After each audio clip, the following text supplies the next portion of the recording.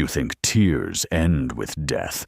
No, in our tribe, when a loved one dies, their body never leaves us. We eat them. Wife eats husband. Children eat father. Because this is our law. We never disobey. Tonight, I tell you of the widow's feast, when love turned into hunger, and hunger into horror. In the deepest jungle, there lived a woman named Sarah.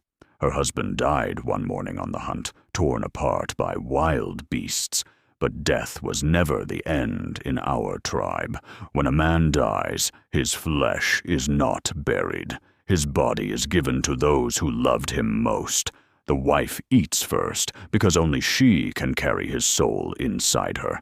The children eat next, so they will never forget their father's strength. This was the rule, a rule no one dared to disobey. So that night, the tribe gathered. The husband's body roasted over the fire, his skin crisp, his smell filling the air. The drums echoed. Sarah, tonight you will eat. Tonight your husband will live inside you. His spirit will be yours forever.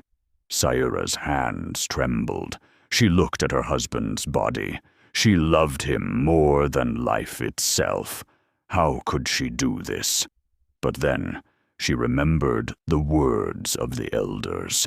When you eat your husband, his soul becomes your spirit. He is no longer gone. He is with you always. The chief placed a piece of flesh before her. The crowd waited. Through tears, Sarah took the bite. Her lips shook. The taste of smoke, salt, and blood filled her mouth. She gagged, but swallowed.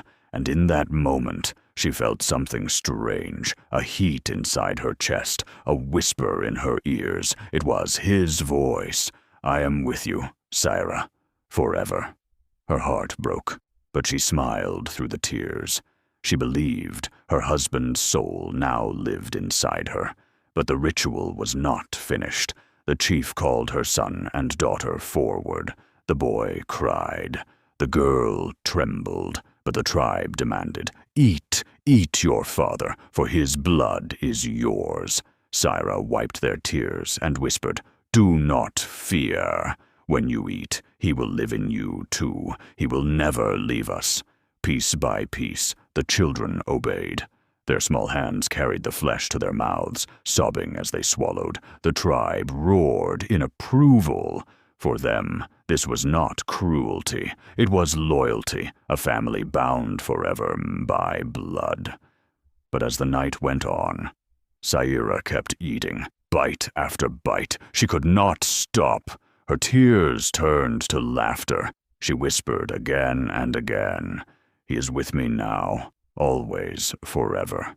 The chief smiled darkly. The crowd cheered, but her children stared in horror. Their mother was no longer the same. Her love had consumed her.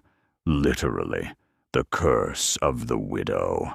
From that night forward, people said she was no longer just a woman.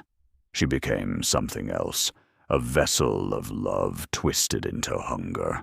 When she looked at families, her eyes lingered too long. When she saw children, her lips trembled with desire. My mother died that night. What walks now is my father's spirit inside her, but also her hunger. She is not mine anymore. Years later, when famine struck the tribe, the chief demanded another ritual. But before he could finish, Sarah rose from the shadows. Her eyes glowed in the firelight.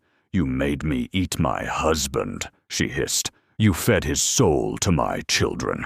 Now he lives in us, and he is hungry. With a scream, she leapt at the chief. The tribe scattered, drums falling silent. Some say she devoured him before the flames. Others say she fled into the jungle, where her laughter still echoes. The widow's feast is not just a ritual. It is a curse of love, hunger, and a soul that never lets go. If your loved one died, and the tribe demanded you eat them to keep their soul forever, would you obey, or would you burn? Tell me, what would you choose?